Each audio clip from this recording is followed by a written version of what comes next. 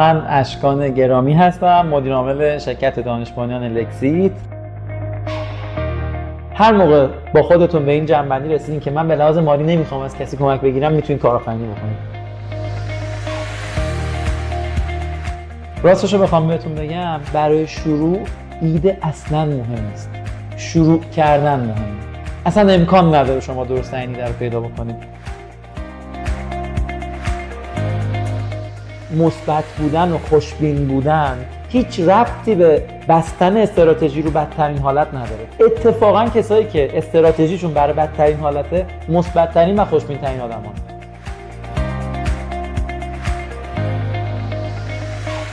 امکان نداره کسی ناامید نشه، امکان نداره کسی خسته نشه، امکان نداره افراد نترسن. مهم اینه که ادامه بدی با همین شرایط.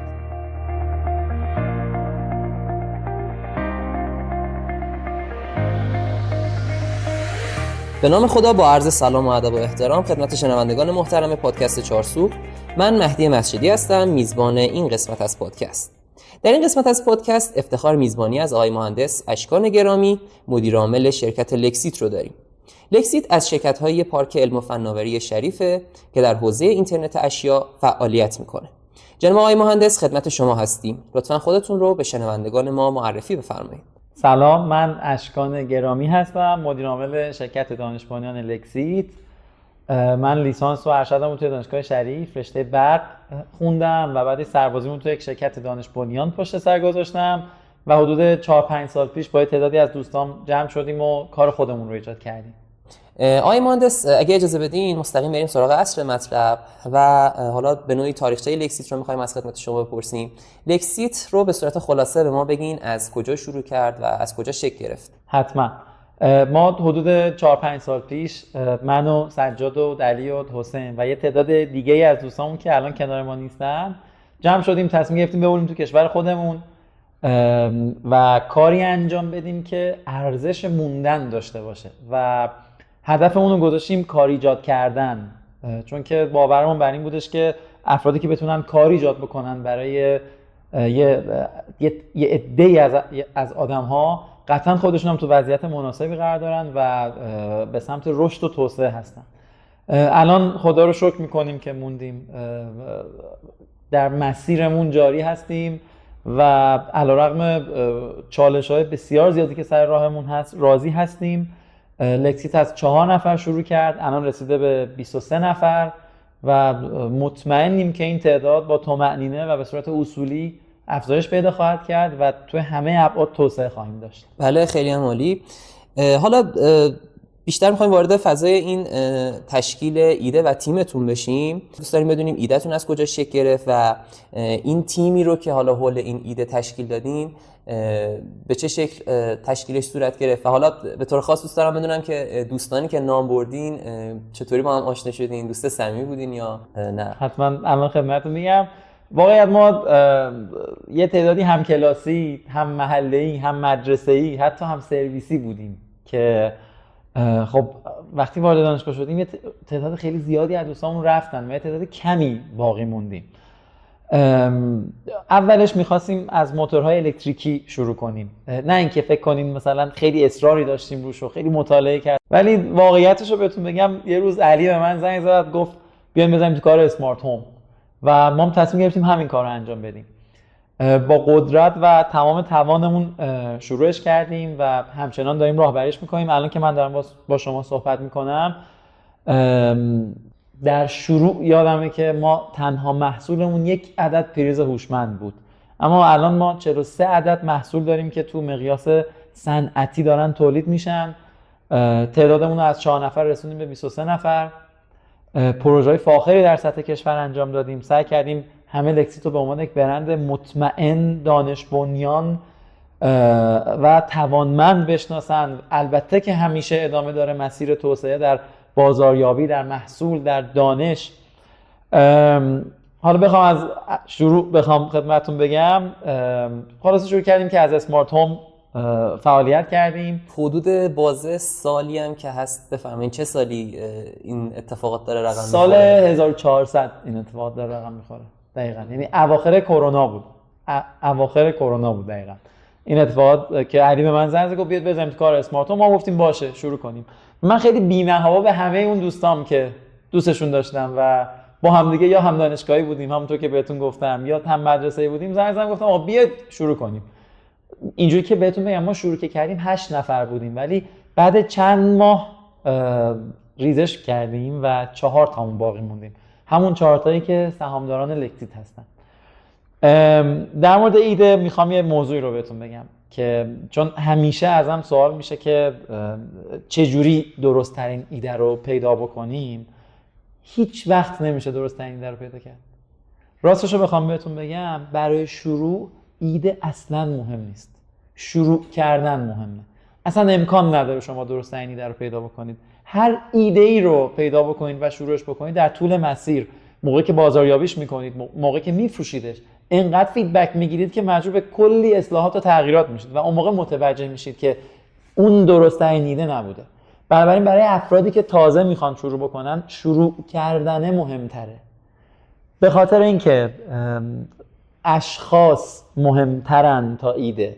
اشخاص خوب میتونن هر ایده ای رو با تغییرات و اصلاحات درست توسعهش بدن، مارکتش بکنن، بفروشنش و پول ایجاد بکنن. اما اگر اشخاص درست نباشن، نتونن کنار هم تعامل بکنن، حتی اگر بهترین ایده رو هم داشته باشن، امکان نداره اونو منجر به خروجی بکنن. بنابراین خیلی دوست دارم این موضوع رو بهتون بگم که ایده اصلا مهم نیست. بعد از اینکه کسب و کار شروع شد، فعالیت کرد چند سال، که هیچ وقت هم نمیشه گفت چند سال، بعضیا بعد 2 سال به یه ایده خوب میرسن، بعضیا بعد 5 سال، بعضیا بعد 20 سال. حالا موقع ایده خوب زدنه. بنابراین ما توی شروع اصراری واقعا نداشتیم، صرفا کنار هم جمع شدیم، اما تمرکز کردیم رو کارمون و تمام توانمون رو گذاشتیم و الان محصولاتی داریم تولید میکنیم که قشنگ به مشتری‌ها، به کارفرماها، به پروژه‌مون میگیم که اینا رو با بهترین های دنیا مقایسه بکنید و اونی که بهتر بود رو خرید بکنید و استفاده بکنید. یه مسئله‌ای که از حالا اشاره کردیم که به نوعی تشکیل تیم مقدمه بر در واقع رسیدن به ایده.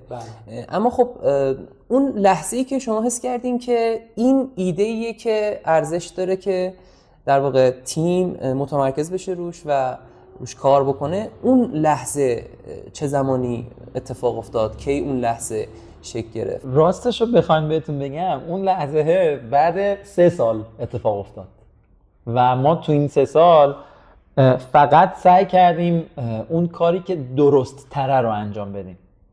یعنی هیچ وقت برای افرادی که تازه شروع کردن محرز و قطعی نمیشه که آیا اون ایده بهترین ایده هست یا نه. صرفا باید کنار هم دیگه بمونن، امید داشته باشن، غر نزنن، فکر کنن، یاد بگیرن، تحقیق و توسعه بکنن، انجام بدن، اصلاح کنن و دوباره این سیکل رو تکرار بکنن.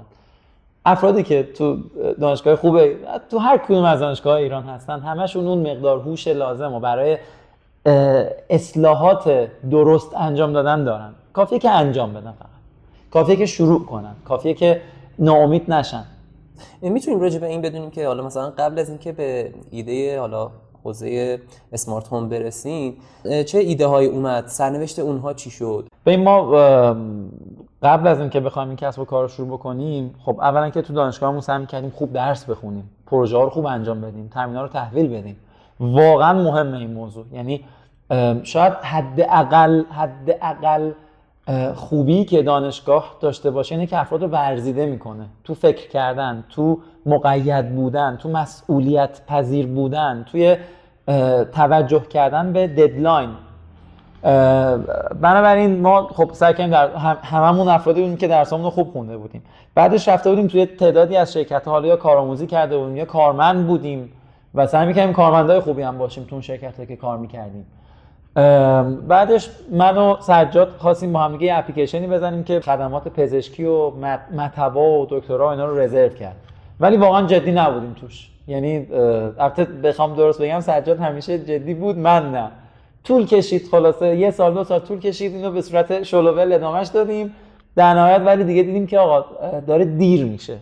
یعنی داریم به جایی میرسیم که هم از نظر رقابت و هم از نظر اون هدفی که به خاطرش موندیم تو ایران داره دیر میشه و یهو جدی شدیم، به خودمون اومدیم و تیممون رو جمع کردیم و کسب و کارمون رو راهبری کردیم.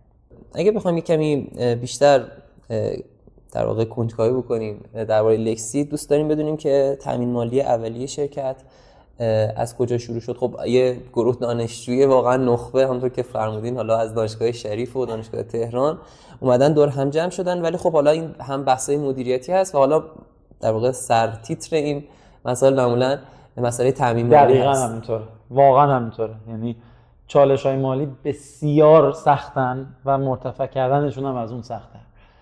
ما با پس‌انداز خودمون کارمون رو راهبری کردیم همیشه، حتی موقع شروعش.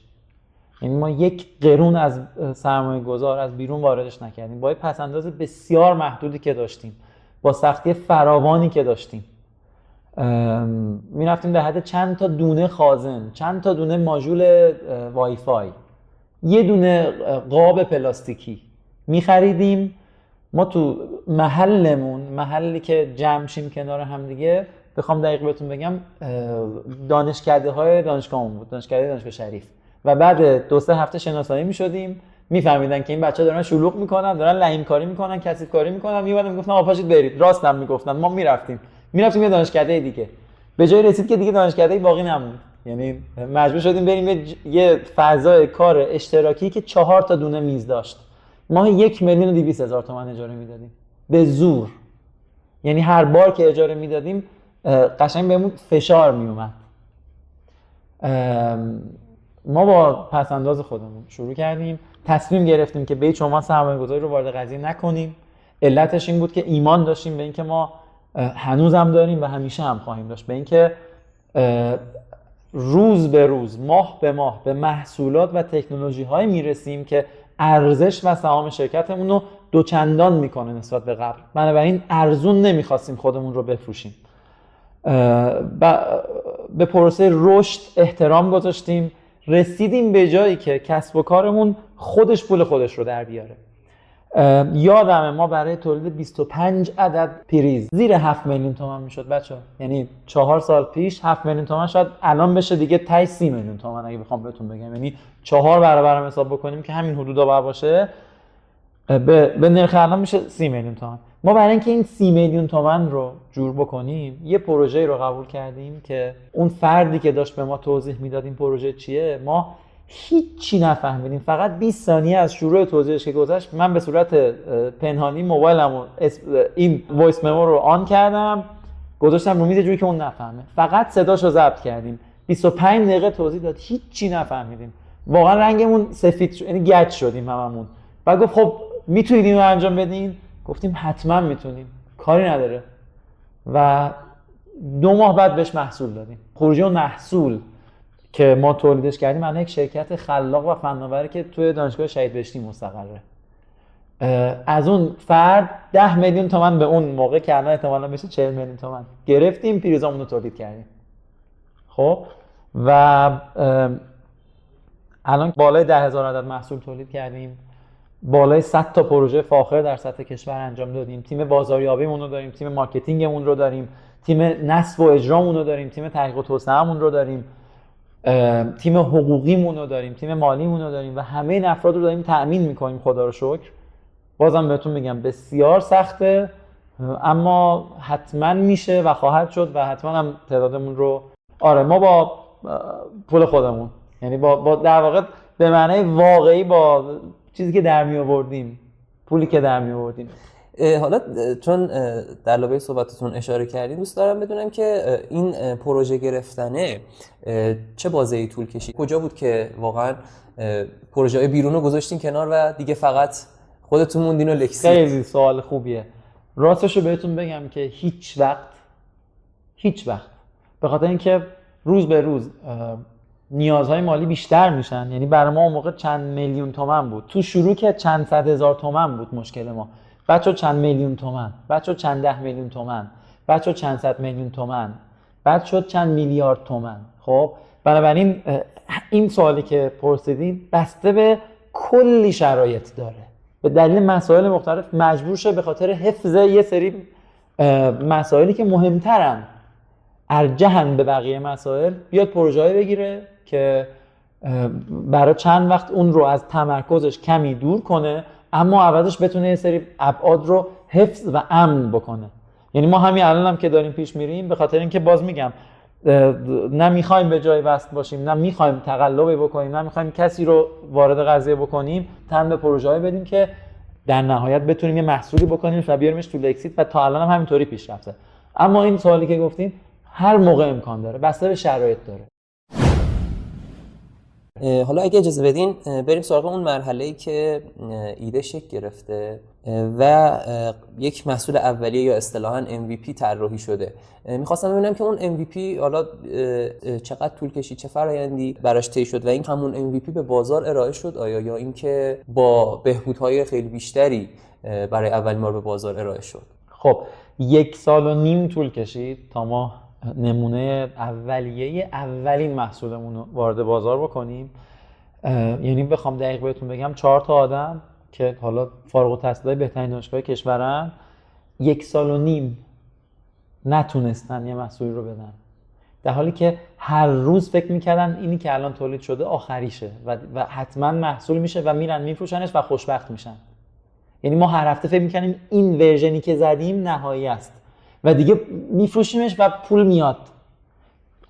دقیقاً برعکس، هر هفته نمیرسیدیم به اون محصول، هر هفته بی پول در میشدیم دیگه، چون پولامون نمیذاشیم سر اینکه درست کنیم این ورژن آخر رو بدیم، پول میرفت، ورژن آخرم نمیومد، ناامیدتر میشدیم. نمیشه دروغ گفت، امکان نداره کسی ناامید نشه، امکان نداره کسی خسته نشه، امکان نداره افراد نترسن. مهم اینه که ادامه بدی با همین شرایط. اینو یادتون باشه بچه‌ها، خیلی مهمه. مهم اینه که ادامه بدی تو ترس، ناامیدی و خستگی. فقط همینه ها. 43 تا مدار ما زدیم. هر مدار بین 2 تا 3 هفته حداقل طول میکشه تا ساخته بشه، بیاد تست بشه و فکر می‌کنم 44 دیگه کار کرد. البته فکر کردیم که کار میکنه، خدا میدونست که چقدر ایراد داره. ازش 25 تا تولید کردیم. فکر می‌کردیم این نمونه آخریه و خیلی هم کیف کردیم از این بابت. خدا میدونست که چقدر ایراد سخت افزاری و نرم افزاری در دلش هست. فکر می‌کردیم که این 25 تا رو زودی میفروشیم و پولش میاد، ولی 2-3 ماه گذشت یه دونه هم کسی از ما نخرید، به خاطر اینکه اصلا بلد نبودیم بازاریابی بکنیم، بلد نبودیم بفروشیم، اصلا نمی‌دونیم باید چیکار کرد. حالا تازه شروع میشه داستان. دیدیم که واقعا 25 تا محصول مونده رو دستمون و ما نمیتونیم اینا رو بفروشیم. یه ایده زدیم، گفتیم که زنگ زدیم به دوستامون، بهشون گفتیم که سامیار جان شما توی قرعه کشی که ما الان انجام دادیم توی لکسیت برنده شدی و از بین خیلی از افراد دیگه، و این محصولمون رو با نصف قیمت، یادم نیست مثلا با 60% تخفیف میتونی تهیه بکنی، به تبریک میگیم، کجا بفرستیم برات، کی بیایم نصبش کنیم. این دوستامون هم واقعا از جایی که ما واقعا از دوستامون، از آشناهامون دیدمون بهشون این بود که اونا بهره مند بشن از محصولات خوب ما با مناسب ترین و کمترین قیمت. اصلا دید سود و استفاده ابزاری از دوستامون نداشتیم. به همین دلیل این شهامت رو به خودمون دادیم که این کار رو باهاشون بکنیم. الان هم که دارم بهتون میگم ما رفتیم خونه هاشون رو هوشمند کردیم ها، یعنی با محصولات جدیدمون. درسته که گولشون زدیم، بهشون گفتیم ولی الان و همیشه هم حمایتشون میکنیم، یعنی این دوستامون اصلا میتونن بیان پیش ما کار کنن. الان خلاصه 7-8 تا محصول فروختیم. اینجوری هم بود که خودمون میرفتیم خونهشون نصب میکردیم، خودمون میرفتیم، بلدم نبودیم چطوری باید نصب کرد، میرفتیم اونجا یاد میگرفتیم، یعنی هر جوری شده میذاریم تو سر خودمون تا بفهمیم که چیکار باید کرد، چجوری باید نصب کرد، فاز کدومه، نول کدومه. اینا 8می یا 9می رو که داشتیم نصب میکردیم 2-3 روز گذشته بود دیگه تونستیم 7 تا 8 تا محصول بفروشیم. این دوستامون که اولین نصبا رو تو خونه اونا داشتیم 2-3 تا بودن، یکی یکی شروع میکردن به زنگ زدن. تموم شد نصب 8مین یا 9مین کلیدمون، اومدیم نشستیم تو ماشین، من و علی، یکی از دوستامون زنگ زد، شهریار، به علی گفتش این کلیدی که نصب کردیم چشمک میزنه، اتصالی میده، چراغو خاموش روشن میکنه، چراغ پشت خود کلیدم یهو خاموش میشه. بعد علی من گفت چی بگم بهش؟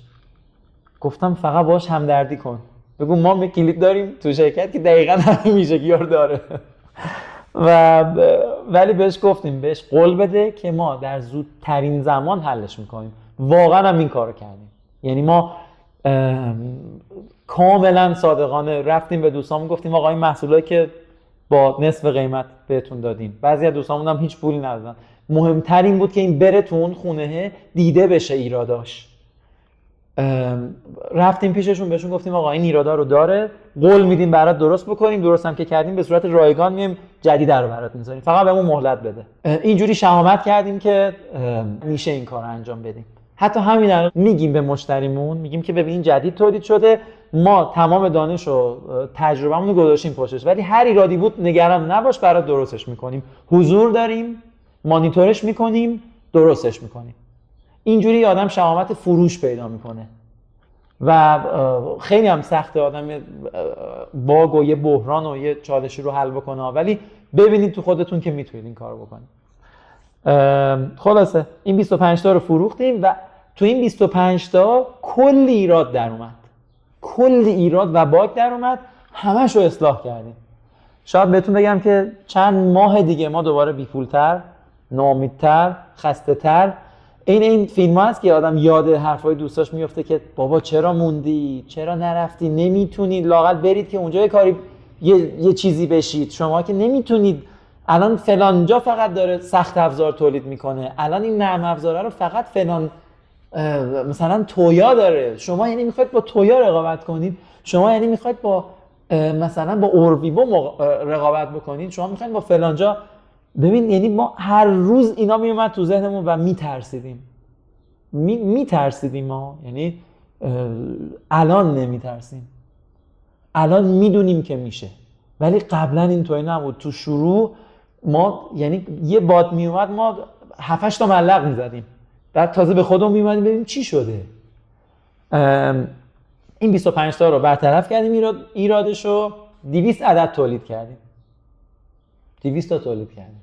دوباره اون 200 تا یه تعداد ایراد داشت ولی کمتر شده بود ایرادا، اما ایراداش هم بحرانی تر. همیشه اینجوریه که شما یادتون باشه توی تولید هیچ وقت نمیتونید ادعا بکنید که هیچ کدوم از محصولاتتون هیچ ایرادی نداره.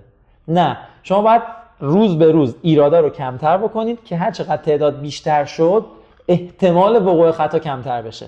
در این صورت اگه شما رو 100 تا 10 عدد خطا میدادید، رو 1000 تا نباید 100 تا خطا بدید، چون 100 تا خطا خیلی زیاده. باید کمتر شده باشه، 15 تا شده باشه، 20 تا شده باشه. رو 10,000 تا نباید شده باشه 1000 تا خطا. روز به روز این ایرادا رو باید بیشتر برطرف بکنید و تعداد رو ببرید بالاتر. از این جهت خدا رو شکر می‌کنیم که ما سرمایه‌گذار نگرفتیم، نرفتیم پول زیاد بگیریم، چون اگه پول زیاد می‌گرفتیم ما 10,000 تا محصول ایراد دار تولید می‌کردیم و اون موقع واقعا اعتبارمون از بین میرفت. البته حتما اون موقع هم درستش می‌کردیم، یعنی ما روحیه درست کردنه، ولی خب خیلی سخت‌تر می‌شد. ما به پروسه رشد احترام گذاشتیم، صبر کردیم، خیلی صبر کردیم، خیلی پشت هم بودیم و هستیم و خواهیم بود تو تیممون. یعنی من یادمه که هر کی مثلا یکی شب تا صبح بود کار میکرد، یکی دیگه خیلی زود میومد، یکی دیگه دیر میومد. اصلا از این محاسبات با هم دیگه نداشتیم اصلا، ولی هممون همه زندگیمون رو گذاشته بودیم، هیچ کار دیگری نمی‌کردیم، تماما رو کسب و کارمون تمرکز داشتیم، پشت هم بودیم، به هیچ عنوان از همدیگه ایراد نمی‌گرفت، پشت همدیگه بودیم و همه اینا با علت به اینجا رسیدن همه این موارد بوده.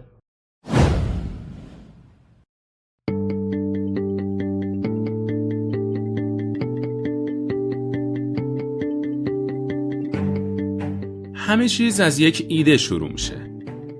اینجا در ناحیه نوآوری شریف و در دانشگاه صنعتی شریف مسیر کارآفرینی یک زنجیره به هم پیوسته است. زنجیره‌ای که از یک ایده خام آغاز میشه و تا تبدیل شدن به یک کسب و کار پایدار ادامه داره. در ابتدای این زنجیره، جایی که ایده ها جان میگیرن، مرکز کارآفرینی شریف به عنوان یک نقطه کلیدی قرار داره. مرکز کارآفرینی شریف سال 1379 با هدف آموزش و ترویج فرهنگ کارآفرینی شکل گرفت و نخستین گام برای ورود به دنیای کسب و کار و کارآفرینی در دانشگاه صنعتی شریف شد. اما این به این معنی نیست که مرکز کارآفرینی فقط برای افرادیه که قصد کارآفرینی دارن، بلکه مرکز کارآفرینی شریف جاییه برای ساختن افراد اثرگذار در زیست بوم فناوری و نوآوری ایران. مرکز کارآفرینی شریف معمولاً 2 دسته مخاطب اصلی داره. دسته اول کسانی هستند که یک ایده کسب و کاری دارن و میخوان مسیر ارزیابی و اعتبارسنجی ایده خودشون رو پیش ببرن و تیم سازی کنن. مرکز کارآفرینی پا به پای این افراد در شکلگیری ایده همراهشونه. دسته دوم کسانی هستند که دنبال کسب تجربه در دنیای استارتاپ ها و کسب و کارهای فناورانه و نمیدونن از کجا باید شروع کنن. این مرکز به این افراد کمک میکنه تا مسیر شغلی خودشون رو پیدا کنن و وارد این فضا بشن. گرچه این زنجیره اینجا هم تموم نمیشه. بعد از مرکز کارآفرینی تازه شتاب دهنده و مرکز رشد شریف قرار داره. تمام این بازیگران تحت مدیریت پارک علم و فناوری شریف هستند که حمایت‌های لازم رو در تمام مسیر برای رشد استارتاپ ها فراهم میکنن. از یک ایده خام تا یک کسب و کار نوآور پایدار. این زنجیره در دانشگاه شریف همراه شماست تا شما بتونید بهترین مسیر رو برای کسب و کارتون ترسیم کنید. پس اگه فکر ساختن به سر دارید، با ما در مرکز کارآفرینی شریف همراه بشید. ما در مجتمع فناوری دکتر رضا روستاآزاد دانشگاه صنعتی شریف مستقر هستیم و در تمام شبکه‌های مجازی با عنوان کارآفرینی شریف میتونید همراه ما باشید.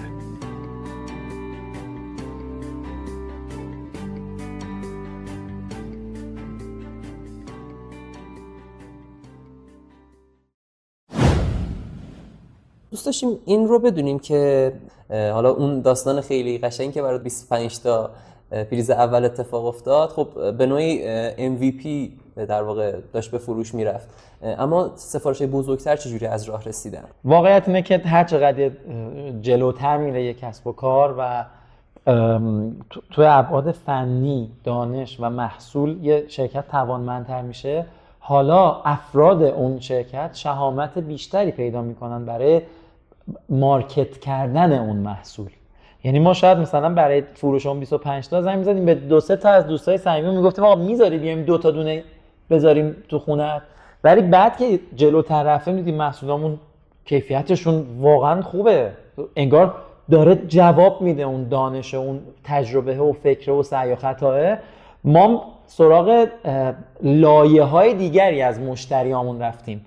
برای ما یه بخشی از مشتریامون معمارا و آرشیتکت‌ها هستن، یه بخش دیگری اون ساختمون سازا هستن و ما هی سرچ می‌کردیم تو اینترنت که مثلا شرکت معماری رو پیدا بکنیم، شرکت سازنده رو پیدا بکنیم، میرفتیم باشون صحبت می‌کردیم، بهشون آپشنایی میدادیم که بقیه ندارن و اینطوری وارد اون پروژه می‌شدیم. راستش رو بخوام بهتون بگم، ما اون 200 تا رو هم مثلا اینطوری نشد که کسی بیاد بهمون 200 تا سفارش بده، نه، اون 200 تا رو ما مثلا 10 تاشو به یکی فروختیم، 30 تاشو به یکی دیگه فروختیم، 2 تاشو به یکی دیگه فروختیم، 50 تاش موند، ولی ما ورژن و سخت افزار و نرم افزار رو ارتقا دادیم و با پول همون 150 تا رفتیم 1000 تا بعدی رو تولید کردیم، 500 تا بعدی رو تولید کردیم و حالا با اونا با شهامت بیشتری، چون که هم کیفیتمون رو بهتر باز کرده بودیم، هم مانیتور کرده بودیم، فیدبک گرفته بودیم، اصلاح کرده بودیم، میدونستیم چی میشه بعد چند وقت. بنابراین میرفتیم حالا سراغ سازنده ها، بهشون اینجوری میگفتیم که آقا شما داری فلان محصول رو استفاده میکنی که بسیارم خوبه. ما اوایل که بی تجربه بودیم میرفتیم بقیه رو میکوبیدیم، یعنی میگفتیم که فلان برند تاچش خوب نیست، کیفیتش خوب نیست. الان و حالا یه ذره حدود 2 سال پیش دیگه به این نتیجه رسیدیم که اصلا این کار خوبی نیست، به چند دلیل. یکی اینکه آدم هیچ وقت نباید هیچ کسی رو ضعیف ببینید یا براش آرزویی به غیر از موفقیت بکنید. یعنی آدم موقعی موفق میشه که از هر چیز خوبی که بقیه دارن واقعا لذت ببره، حالا تو آماده ای که خودت هم جذب بکنی اون ویژگیه رو.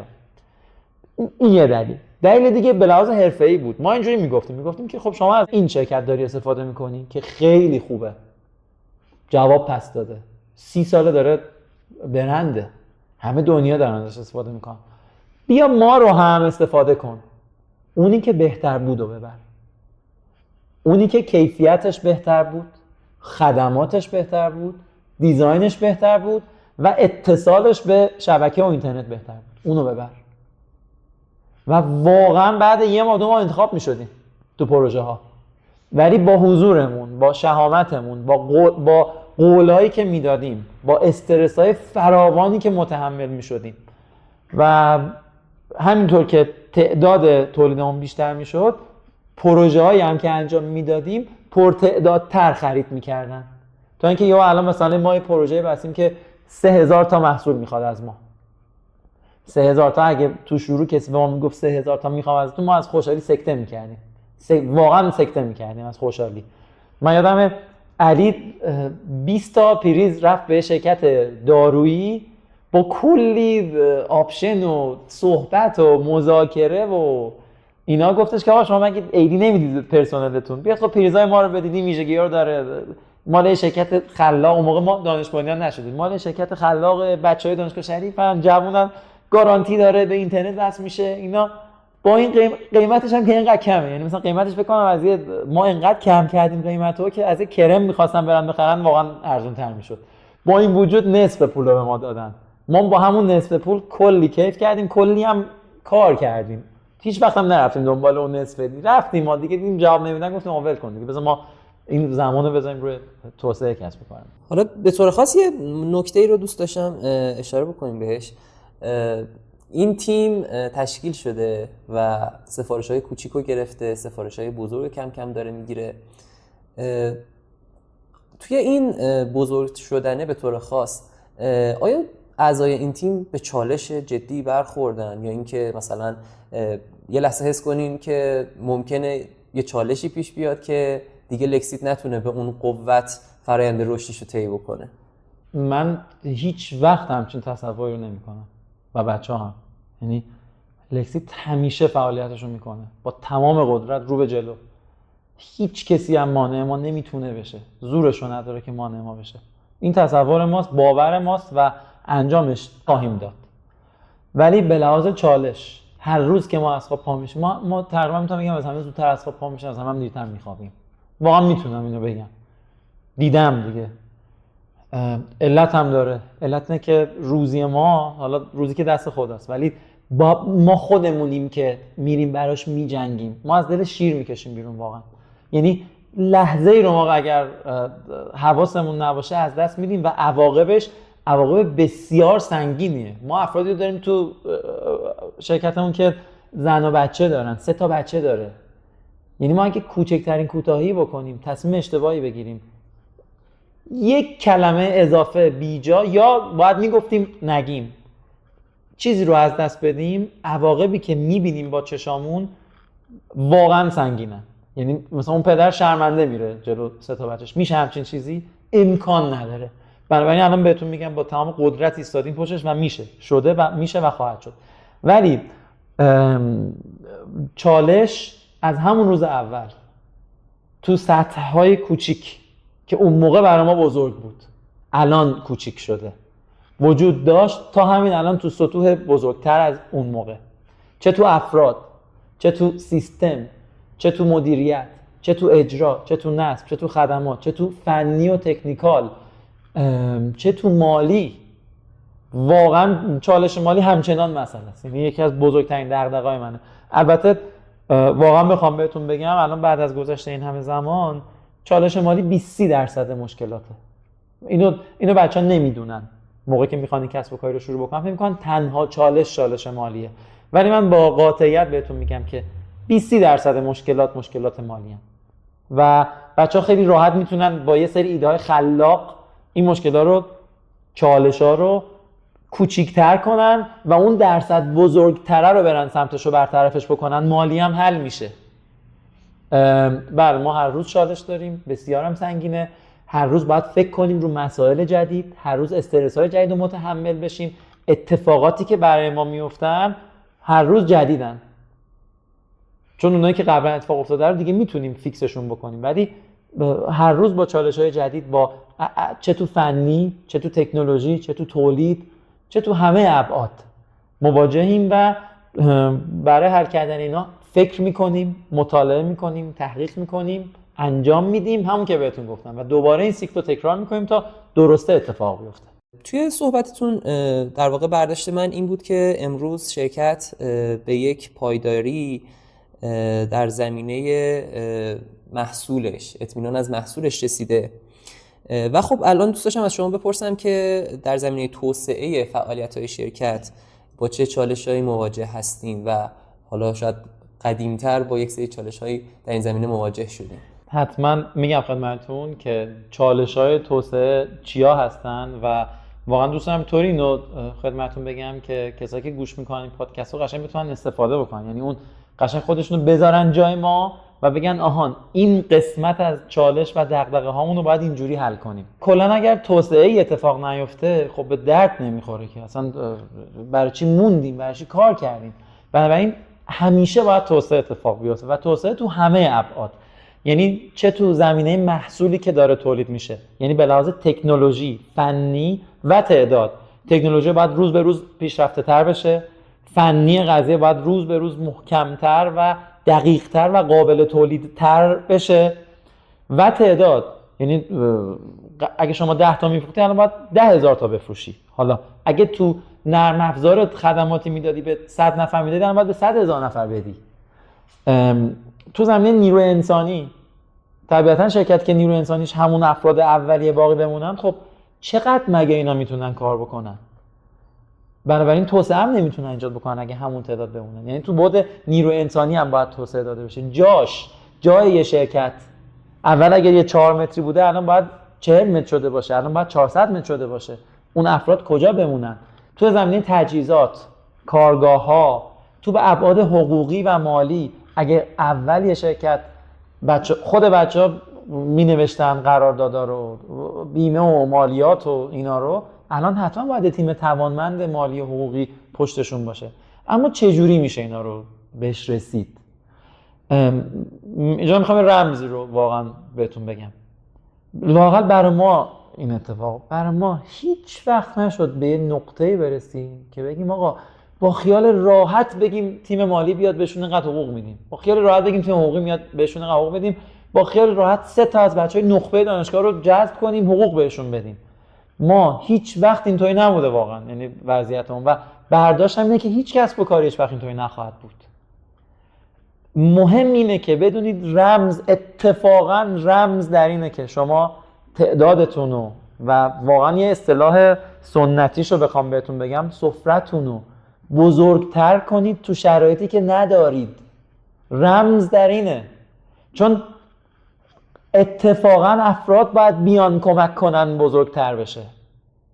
اما شما به عنوان کسایی که یه کسب و کار رو راهبری میکنن، باید سنسوراتون، باید فکرتون، باید در واقع ویژنتون اونقدر حساس و توانمند شده باشه در طول مسیر که بتونید حس کنید که ما دیگه تو نقطه مطمئنی هستیم، لااقل با احتمال خوبی، و حالا میریم 2 نفر میاریم نه 20 نفر.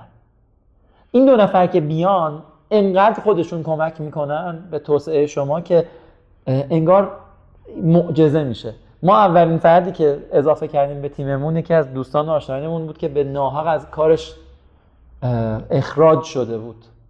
یادمه به من گفتش که من داشتم میدیدم داشت گریه میکرد، اسمش رو نمیارم مثلا نیازی نیست، داشت گریه میکرد، من دیدمش. بهش گفتم چی شده؟ گفت منو اخراج کردن به ناحق، و منم کاملا میدونستم که به ناحقه. یه 2 دقیقه فکر کردم، بهش گفتم بیا پیش ما هستیم. در حالی که ما اون موقع امکان نداشت بتونیم خودمون که هیچی برنمی داشتیم، که هیچی نمیتونستیم به اون بدیم، یعنی 1 قرون نمیتونستیم بدیم. باور کنید اومد خودش باعث شد ما یه پروژه‌ای رو انقدر زود و راحت انجام بدیم که شاید 10 برابر اون مقداری که اگر میمون تو کسب و کار قبلیش در می آورد و در آورد. ما هم همینطور. اونجا فهمیدیم رمز در چیه. رمز در حضور داشتن و بزرگتر کردن سفره است.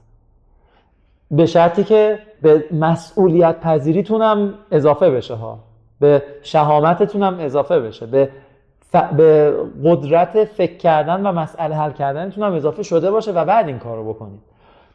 ما همیشه اینجوریم که میگیم که خب ببین الان 3 ماه گذشت، محصولات ما داره کاملا خوب کار میکنه، هیچ ایرادی نداره، تو صنعتی ترین محیطا و تو هارش ترین محیطا رفته نصب شده، داره خوب کار میکنه. خیلی خوب، پس بیا تولید رو ببریم بالاتر، بذار بیشتر تولید کنیم با خیال راحت تر.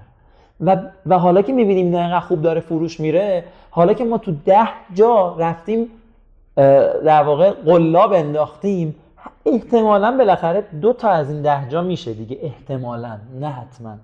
پس ما بیایم از الان از یکی از بچهای تاپ دانشگاهمون خواهش بکنیم که افتخار بده ما و بیاد پیش ما، و ما این پس اندازی که داریم رو تا 1 ماه 2 ماه 3 ماه ریسک میکنیم، خرج میکنیم.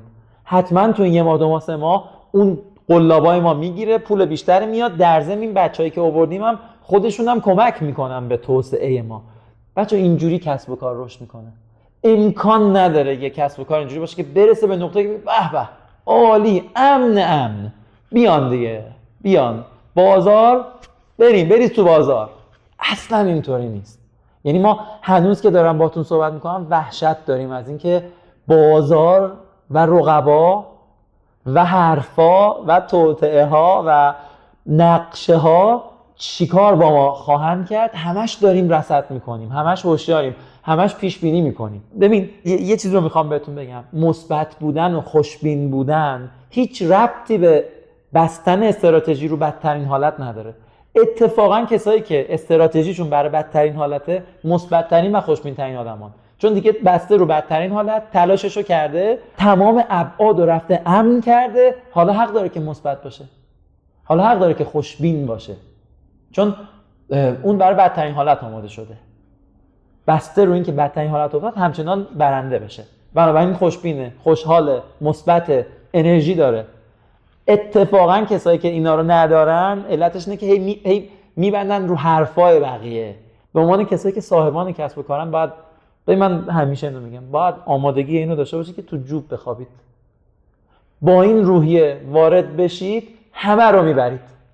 به غیر از این روحیه وارد بشید بالاخره یه جا میبازید و اونجا که میبازید فکر میکنید که بقیه درست میگفتن، باید میرفتیم، باید فلان کارو میکردیم، باید سرمایه گذار میگرفتیم. نمیگم سرمایه گذار گرفتن بعدها، نه، ما همیشه دنبال سرمایه گذاریم، ولی هیچ وقت سرمایه گذاری که شایستگی حضور توی تیم ما باشه رو پیدا نکردیم هنوز. خیلی متشکرم آقای مهندس. حالا در واقع توضیحاتی که شما دادین به نظر فروش محصولات به یک پایداری رسیده، ولی خب دوست داریم از خودتون بشنویم که آیا امروز ایده خودتون رو یک ایده مطمئن می‌بینین و در واقع حالا به تبع این مسئله اقدام به توسعه شرکت دارید انجام میدید؟ در چه سطحی، با چه پروتکلی؟ به اعتقاد من ما الان در بهترین نقطه‌ای هستیم که باید می‌بودیم. رو درست‌ترین ایده داریم راهبری می‌کنیم، تیممون و شرکتمون رو هر روز داریم توسعه میدیم، هم دانشمون رو، هم محصولاتمون رو، هم سبد محصولاتمون رو، هم نیروی انسانیمون رو، همه ابعادمون رو. و این علت داره. علت اینه که افرادی که هر روز سعی کردن درست‌ترین کار رو انجام بدن و بعد از گذشت چند سال تو بعد سخت افزار، نرم افزار، تولید، ارتباطات، اجرا به یک ورزیدگی رسیدن و همیشه فیدبک گرفتن از محیط و به صورت هوشمندانه با فکر کردن و استفاده از تجربه گذشتهشون ایدهشون رو اصلاح کردن، قطعاً تو بهترین مسیر هستن. یعنی اینجوری نیستش که یهو 3 سال بعد شما ببینید که ایده خوب بود، ایده بد بود. شما هر روز تو این 3 سال، 4 سال، 5 سال روی ایدهتون کار کردید، اصلاحش کردید، فیدبک گرفتید. در این صورت حتما شما تو بهترین مسیر هستید و بهترین ایده رو دارید.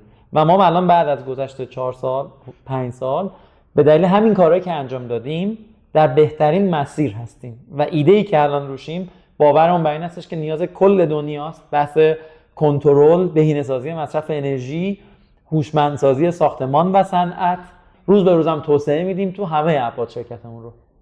اگر ممکنه برامون راجع به حوزه‌های کسب و کار یا حتی بازارهای جدیدی که لکسیت در آینده قرار واردش بشه هم توضیح بدید. حتما. لکسیت با یک عدد پریز شروع کرد کسب و کار و ورودش به بیزنس رو. بعدش به این نتیجه رسید که با یه دونه پریز نمیشه دنیا رو گرفت، اصلا هم نمیشه. شروع کرد به تولید کردن کلیدهای هوشمند که حالا باش بره پروژه بزرگتر بگیره. رفت گرفت. بعد از اینکه رسید به یک توانمندی تو حوزه سخت افزار و نرم افزار و سرمایه هایی رو بهش رسید که فراترن از محصول، در واقع اون چیزهایی هستن که منجر به رسیدن به محصول میشن. من همیشه میگم که محصولات ما مهم نیستن، اون چیزی که باعث شد ما به این محصولات برسیم سرمایه ماست و مهمه. با این سرمایه لکسیت در خودش میبینه که به بازارهای بزرگتری ورود کنه و کرده و روز به روزم تو این مسیر پیش خواهد رفت. ما نیازهایی رو در سطح دنیا داریم تارگت میکنیم که بهشون پاسخ بدیم، که دیگه اینجوری نیست که ما بریم محصول رو معرفی بکنیم یا مثلا توضیح بدیم در موردش. فقط کافیه سودی رو که اون سازمان، اون فرد، اون کشور از استفاده کردن از این میبره بهش بگیم تا اون بخواد این محصول رو. ما به دنبال این هستیم. یعنی ما محصولاتی تولید خواهیم کرد که اون نیازهایی رو پاسخ بده که همه دنبالشن، که منجر به بحث‌های بهینه‌سازی در نهایت در بحث مالی بشه. یعنی هر چیزی رو میشه تبدیلش کرد به دلار و پول و در واقع ارز و در نهایت با زبان بیزنس و از بالا صحبت کرد در موردش. ما به این سمت داریم میریم، هرچند که چالش‌های کوچیکی که باش مواجه هستیم و غافل نیستیم ازش. ممکنه ما چند ماه ترمز کنیم، یه چیز خیلی بدیهی و پیش پا افتاده رو مجبور باشیم حل بکنیم، ولی خب اینا همش لازمه ورود به لایه‌های بالاتری از بازار، تکنولوژی و توسعه هست. آقای مهندس، آینده پیش روی لکسیت رو چجوری تصور می‌کنید؟ لکسیت میدرخشه و همه دنیا اینو خواهند دید و روزی هم میاد که نه خیلی دور، خیلی نزدیک اتفاقا، که دوستای گلمون و بچهای توانمند کشورمون که بزرگترین سرمایه‌های کشور هستن، بازم میگم بزرگترین و ارزشمندترین سرمایه کشور هستن، به جای اینکه از ایران برن برای ادامه تحصیل و کار کردن، اتفاقا خیلی منطقی و عقلانی تصمیم میگیرن که بمونن، چون که لکسیت هست میتونه ازشون حمایت بکنه تو بعد مالی، کاری و هر چیزی که بتونه رفاهشون رو تامین بکنه و تصمیم میگیرن بمونن ایران. من ایمان دارم که ما این روز رو خواهیم دید. کم کم داریم به انتهای بحث نزدیک میشیم. دوست داشتم بدونم آقای مهندس، برای افرادی که در آغاز مسیر کارآفرینی هستن چه توصیه هایی داریم؟ این خیلی سوال خوبیه واقعا، مثل بقیه سوالاتون. البته من واقعا مواردی که میگم مواردی هستن که خودمون تیممون، چون ما تمام ارزشمون به تیممونه، یعنی من باورم اینه که ما توانمندترین تیم دنیا رو داریم، واقعا هم داریم.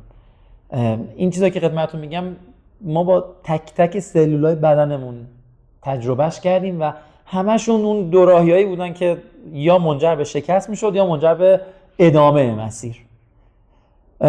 موقعی که بچه‌ها میخوان کسب و کاری رو ایجاد کنن و در واقع بشن کارآفرین، من میخوام خواهش کنم ازشون که از قبل، یعنی 1 سال با خودشون کلنجار برن، 2 سال با خودشون کلنجار برن، 3 سال با خودشون کلنجار برن و یه توافقاتی رو با خودشون از قبل بکنن. قرار زندگیشون با قبل متفاوت بشه. آیا آمادگی و استقامت و جنبش رو دارن؟ آیا توان پذیرش استرس‌های بزرگ و تعهدات سنگین رو دارن؟ ساعت 5 عصر اصلا قرار نیست که دیگه برن خونه و کیک رو بدن پایین، اصلا اینطوری نیستش. تازه 5 عصر به بعد کارشون شروع میشه، چون تا ساعت 4-5 همه داشتن فعالیت میکردن. خب ما باید باشیم دیگه، چون اگه نباشیم که فیکس میبازیم. حالا که بقیه رفتن، تایم استراحتشونه، تایمی که بازار خواب لااقل، بچه‌ها باید بشینن کار کنن، فکر کنن چی کار کنیم. آیا میتونن از همه زودتر از خواب پاشن و از همه دیرتر بخوابن؟ آیا واقعا میتونن این کارو بکنن؟ یعنی تو فیزیک خودشون و تو توانایی فیزیکیشون میبینن که مقاومت بکنن در مورد همچین مسائلی؟ واقعا اینجوری نیستش که دیگه افراد به شما مثلا خانواده یا کسب یا جایی که توش کار میکنین بتونید فضای امن بده، بگه برید توش و مثلا رو فلان مسئله کار کن و به نتیجه که رسید بیا بگو. اصلا اینطوری نیست. یعنی شما باید بتونید تو خطرناکترین اوضاع، تو در واقع بحرانی ترین شرایط بشینید در اوج آرامش. دیگه صدای کولر اذیت هم کرده اینا نداره. هفته پیش 3 صبح راه افتادیم رفتیم اصفهان، یک صبح روز بعدیش رسیدیم، 1 دقیقه استراحت نکردیم، تو ماشین کار کردیم. چون اگر کار نمی‌کردیم تو ماشین از دست میدادیم پروژه ها رو نمیتونیم دیگه، فرصتی نداشتیم کنار هم بشینیم یه جا. و وقتی هم که وارد اصفهان شدیم 3 تا پروژه گرفتیم، توی یه جایزه ملی فناوری شیخ بهایی شرکت کردیم که مطمئنیم امسال توش مقام خوبی میاریم، سر حال، با انرژی، با تمرکز. خب واقعا ما 5 سال پیش نمیتونستیم این کار بکنیم، یا اگر این کار میکردیم باید یه هفته بعدش میخوابیدیم، روز بعدش رفتیم سر کارمون. همه سر کارمون بودیم، هر کی کار خودشو داشت انجام میداد و راهبری میکرد.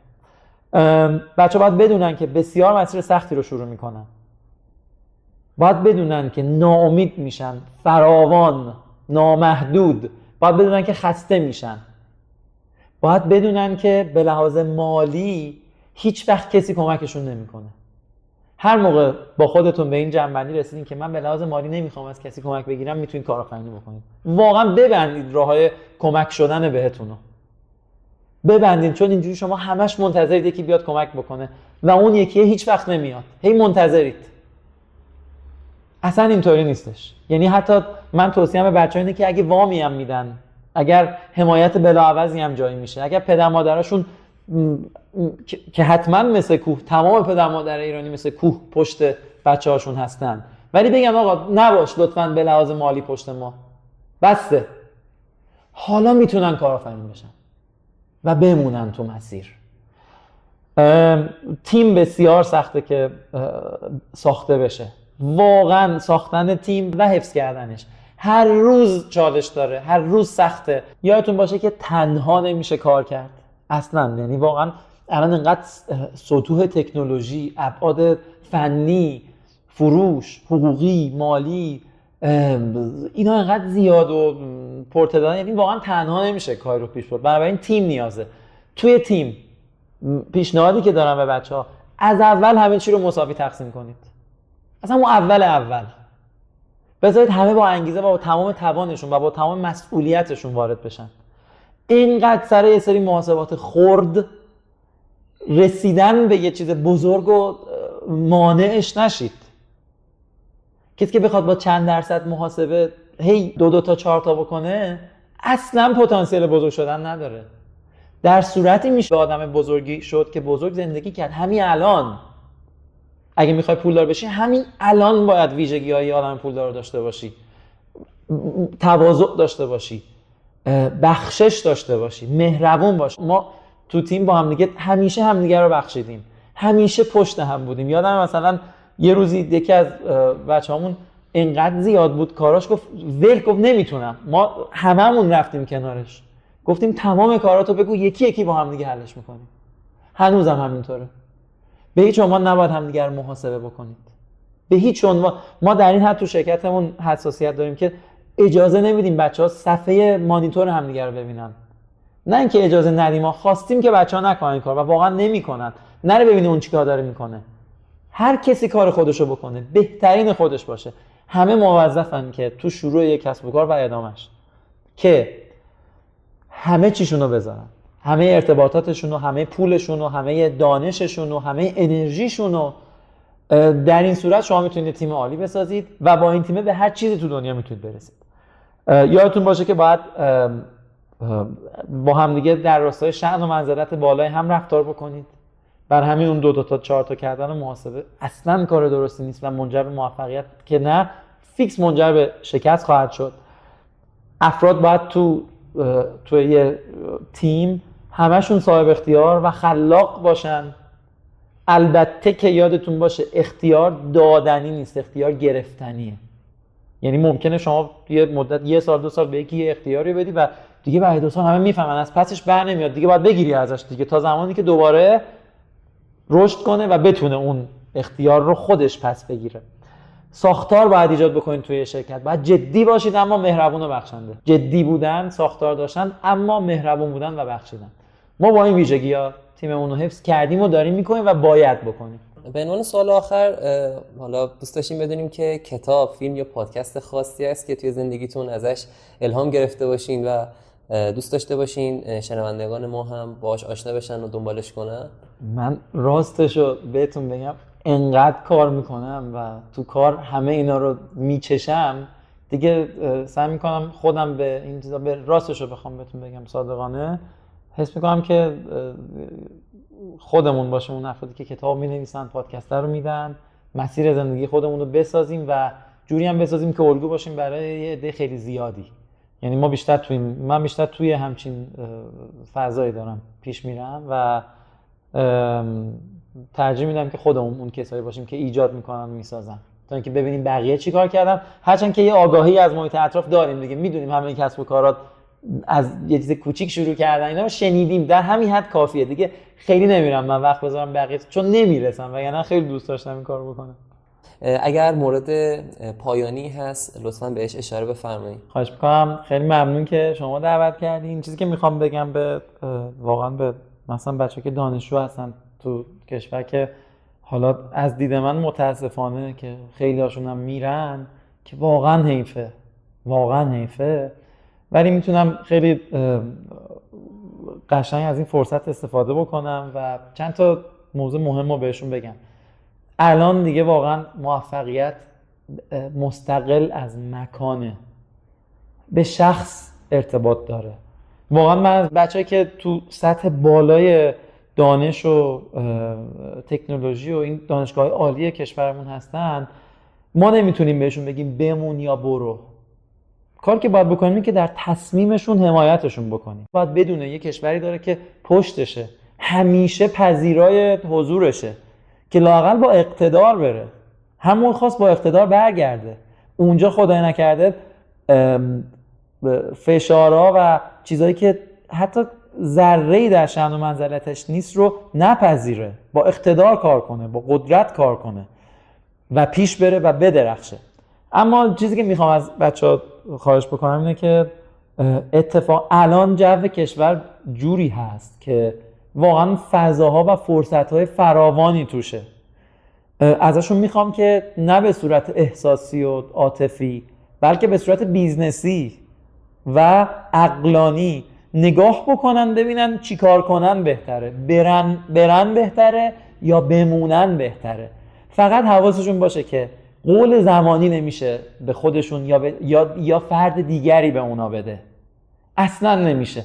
هیچ وقت نمیشه من به شما بگم که 3 ماه دیگه ما موفق میشیم و پولدار میشیم. نه. اگه من اینو به شما بگم یا دارم فریب میدمتون که 3 ماه ازتون سوء استفاده بکنم و به هدف خودم برسم، یا بی تجربه‌ام و نمیدونم زمان دادن چه عواقبی داره و چقدر اتفاقات رندوم پیش میاد. نه، اما یه چیز رو میشه قول داد، اونم با تمام وجود کار کردنه. این قولو به هم دیگه بدن بچه‌ها و کسب و کارشون رو آغاز بکنن. از دید من موندن تو ایران هم به لحاظ اقتدار و کار کردن و حضور داشتن در محیطی که مال شماست و در واقع از خود شماست بهتره، و هم به لحاظ بیزنسی و درآمدی. من از بچه‌ها خواهش می‌کنم که خیلی نوتر و جدیدتر فکر کنن توی این موضوع. قدیما بود که همه میرفتن، شاید الان موندن بهتر بود. و باز میگم 2 تا 4 تایی و محاسبه‌ای، یا نه احساسی و ارق ملی و اینا. هرچند که من خودم شخصا احساسی هستم و واقعا کشورمو دوست دارم، تک تک دیوارهای دانشگاهمو بهشون احترام میذارم و قدردانشونم و باورم اینه که اونا باعث شدن که من به اینجا برسم. پدر و مادرم باعث شدن که و دیدن پدر و مادرم خودش برای من چیزیه که هیچ بحث مالی نمیتونه اونو ازش پیشی بگیره، امکان نداره حتی برای یک ثانیه‌اش. اما به بچه‌ها نمیشه اینو گفت. به بچه‌ها باید استدلال‌های عقلی و منطقی و نمونه‌های عملی براشون نشون داد.